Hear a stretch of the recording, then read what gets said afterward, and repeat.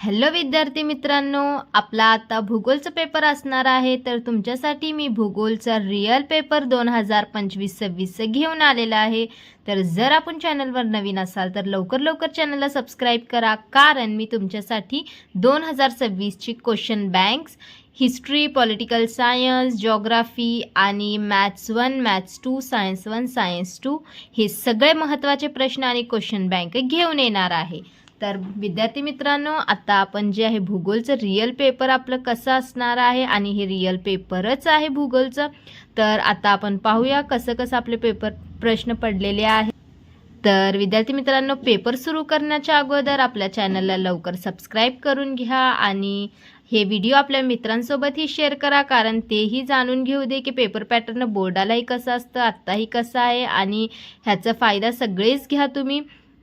तर विद्यार्थी मित्रांनो, एक मी सांगतो की सगळे स्कूल जे आहे आपली संस्थाच्या अनुसार पेपर थोडंफार वेगळं बदलत असतात, पण आता कुठले संस्था जे असतात ते सगळे मिळून एकत्र पेपर काढलेले असतात आणि कुठले संस्था असतात की पेपर थोडासा वेगळंही काढलेले असतात. तर ते आता संस्थेवर डिपेंड करतं. तर मी तर आत्ताच पेपर झालेला तुमच्यासमोर घेऊन आलेला आहे.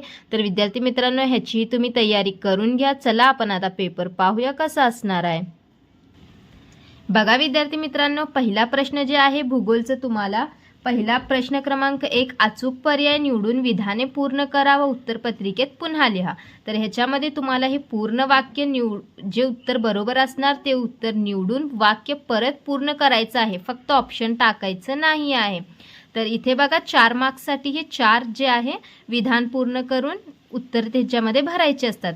आता तर तुम्हाला जे आहे इकॉनॉमिक्स नाही आहे ह्याच्यामध्ये. आमच्या वेळी तर इकॉनॉमिक्स होतं आणि थोड्या एक 3-4 वर्षीपूर्वीही इकॉनॉमिक्स होतं. आता 1-2 वर्ष झालं पुस्तकामधनं इकॉनॉमिक्स काढलेला आहे तुमच्या. तर आता फक्त जसं तुम्हाला इतिहासमध्ये जसं राज्यशास्त्राचं पार्ट असतं तसं भूगोलमध्ये एक वेगळं पार्ट होतं.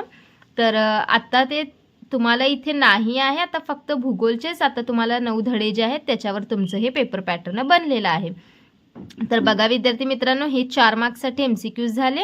जे उत्तर बरोबर असेल ते हुडकून तुम्हाला लिहायचं आहे. त्याच्यानंतर बघा प्रश्न क्रमांक 2 जे असतं ते वेगळा घटक ओळखा असे प्रश्न असतं. तर ह्याच्यामध्ये तुम्हाला 4 मार्क्सला आहे, म्हणजे 4 असे प्रश्न दिलेले असतात. त्याच्यामध्ये तुम्हाला वेगळा घटक ओळखून लिहायचा आहे. क्षेत्र भेटीसाठी आवश्यक साहित्य, तर इथं कोणतं वेगळं आहे, ह्याच्यामध्ये कोणतं तर एक वेगळं असणार ते तुम्हाला हुडकून इथे लिहायचं आहे. आता त्याच्यानंतर बघा भारतातील पठारी प्रदेश असणारी राज्य, तर 3 राज्य ह्याच्यातले आहेत कोणते आणि वेगळा घटक जे आहे ते तुम्हाला ओळखून लिहायचं आहे. तर असं हे पहिला हे 8 मार्क्स असतात. आता नेक्स्ट पेजवर आपण बघूया. आता बघा इथे प्रश्न क्रमांक 3, तिथे झाले आपले 8 मार्क्स. इथे एका वाक्यात उत्तरे लिहा, कोणतेही 4 लिहायचे आहेत तुम्हाला. इथे 5 दिलेले आहेत, 4 लिहायचे आहेत, एका वाक्यात आहेत हेही. तर बघा विद्यार्थी मित्रांनो, 1-1 मार्क्ससाठी तुम्हाला किती 12 मार्क्सचे जे प्रश्न असतात ते 1-1 मार्क्ससाठी असतात. तर इथे बघा 4-5 दिलेले असतात आणि कोणतेही तुम्हाला लिहायचे आहेत. सोपे प्रश्न असतात इथे. हिमालयाच्या क्षेत्रात कोणत्या स्वरूपाचा पाऊस पडतो, परत भारतातील क्षेत्रफळाच्या दृष्टीने सर्वात मोठं राज्य कोणते, आणि भारताचे स्थान कोणत्या गोलार्धात आहे, वाहतुकीचा सर्वात स्वस्त मार्ग कोणता.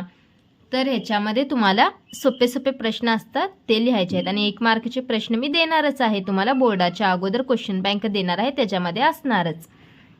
त्याच्यानंतर बघा 4था प्रश्न जे असतं प्रश्न क्रमांक 4, ह्याच्यामध्ये अ आणि आ असे 2 प्रश्न असतात.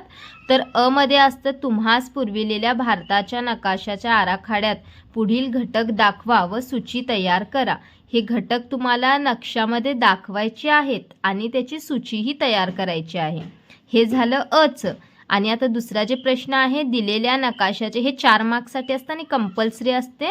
तर कंपल्सरी तुम्हाला आहे, पण इथले कुठलेही तुम्हाला 4 पॉईंट नकाशामध्ये दाखवायचे असतात. 6 दिलेले असतात, 4 दाखवायचे असतात आणि त्याची सूचीही तयार करायची असते. तर इथे बघा हे कंपल्सरीचं असतं प्रश्न नकाशाचं, म्हणून नकाशाचे प्रश्न सोडूच नका तुम्ही. त्याच्यानंतर आमध्ये दिलेल्या नकाशाचे वाचन करून त्याखाली दिलेल्या प्रश्नांची उत्तरे लिहा. आणि दुसरा अनेक 4 मार्कासाठी प्रश्न असतात, ते नकाशा तुम्हाला दिलेला असतात त्याच्यावर प्रश्न असतात. तर ते नकाशा बघून प्रश्न तुम्हाला उत्तरे द्यायचे असतात त्याचे. तर इथे बघा, इथे आहे हे आपलं नकाशा दिलेले आहेत बघा. हे बघा हे नकाशा दिलेले आहेत तुम्हाला.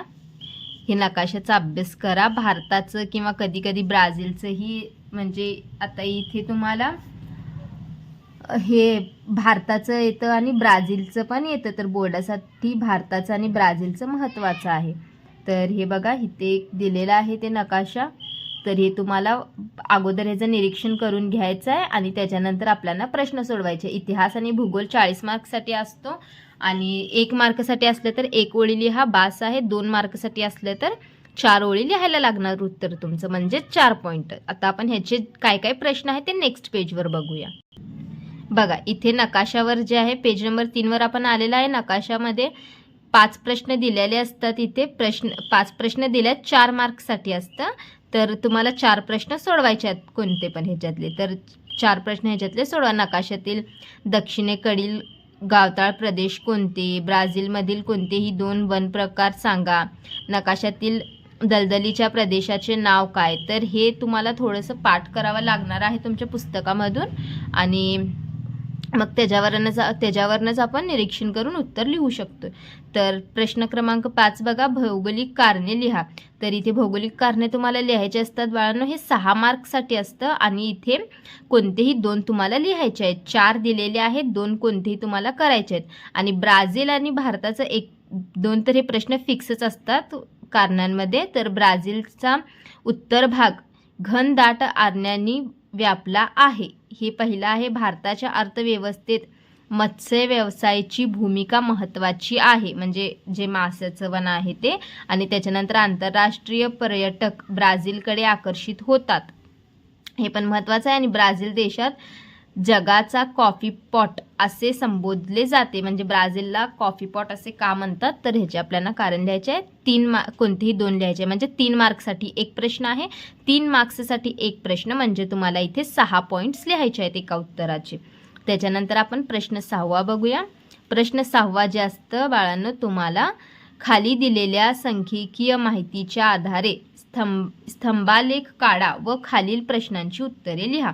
तर इथे तुम्हाला ग्राफ काढायची आहे आणि काढून त्याची उत्तरे लिहायचे. 6 मार्क्ससाठी आहे हे, जास्त मार्क्ससाठी असतं, म्हणजे 3 मार्क तुम्हाला हे प्रश्न सोडवायला असतात आणि 3 मार्क जे आहे ते ग्राफ काढायला असतात. तर ग्राफ काढायची आहे आणि मग त्याच्यानंतर हे प्रश्नांची उत्तरे सोडवायची आहेत. तर हे 6 मार्क्ससाठी असतं आणि असलं ग्राफ काढायचं 1 प्रश्न तुम्हाला फिक्सच असतं. तर हे ग्राफचे प्रश्नही तुम्ही करून जावा. आता आपण किंवा त्यालाच आणि एक किंवा ऑरला ऑप्शन असतं, ते काय आहे आपण बघूया. बघा इथे दिलेल्या आलेखाच्या वाचन करून त्याखाली दिलेल्या प्रश्नांची उत्तरे लिहा. इथे तुम्हाला आलेख दिलेले असतात असे 2 आणि त्याचं आपल्याला निरीक्षण करून, हे बघा हे लिंग गुणोत्तर ब्राझीलचं आहे आणि हे लिंग गुणोत्तर भारताचं आहे. तर ह्याचं आपण निरीक्षण करून प्रश्नांची उत्तरे आपल्याला द्यायला सांगितल्यात. तर इथे बघा हे आलेख काय दर्शवितात. मग सोपंच असतं, हे आलेख काय दर्शवितात. तर आलेख जे आहे लिंग गुणोत्तर ब्राझीलचं आणि लिंग गुणोत्तर भारताचं, असं दोघांचं हे लिंग गुणोत्तर दाखवतंय. तर आलेखाचा प्रकार कोणता आहे ते तुम्हाला परत इथे विचारल्यात. आलेखाचा प्रकार कोणता, मग 2011 मध्ये कोणत्या देशाचे लिंग गुणोत्तर जास्त. हे एकदम सोपं असतं, ते ग्राफ काढण्यापेक्षा हे सोपं असतं. इथेच तुम्हाला ग्राफ असतात, बघून त्याचं निरीक्षण करून उत्तर द्यायचं असते. तर हे बघा हे 6 असं प्रश्न असतात. त्याच्यानंतर जर बघितलं आपण 7वा प्रश्न, हे झाल्यानंतर आता 7वा जे प्रश्न आहे, खालील प्रश्नांची सविस्तर उत्तरे लिहा. तर हे 8 मार्क्ससाठी असतं आणि कोणतेही 2 तुम्हाला सोडवायचे असतात, म्हणजे एक उत्तर तुम्हाला 4 मार्क्ससाठी असणार आहे. 4 मार्क्स म्हणजे तुम्हाला इथे 8 पॉईंट्स लिहायचे आहेत. तर इथे बघा क्षेत्रभेटासाठी तुम्ही कोणकोणते साहित्य सोबत घ्याल ते सांगून समुद्री किनारी गेल्यावर कोणती काळजी घ्यायला. हे तर एकदम सोपंच आहे, हे मनाने तुम्ही लिहू शकताय. बघा इथे 4 मार्क्स तुम्हाला भेटणार. त्याच्यानंतर भारताच्या हवामानातील हिंदी महासागर व हिमालयाचे महत्त्व थोडक्यात सांगा. हे पण सोपं आहे. आणि ॲमेझॉनच्या जलप्रणालीची वैशिष्ट्ये सांगा. तर हे पहिला प्रश्न आणि तिसरा प्रश्न सोपा आहे असं वाटतंय मला. तर हे पण 2 तुम्ही करून जावा. आणि नेक्स्ट पेपर आपल्याला कोणता हवा आहे तेही मला कमेंटमध्ये सांगा. आणि आपल्या चॅनलवर नवीन जर तुम्ही असाल तर लवकर सबस्क्राईब करा. असेच पेपर तुम्हाला भेटणार आहेत. बोर्डासाठी महत्त्वाचे प्रश्नही तुम्हाला देणार आहे मी. आणि जे तुम्हाला डाऊट असेल ते मला कमेंट करून विचारू शकता.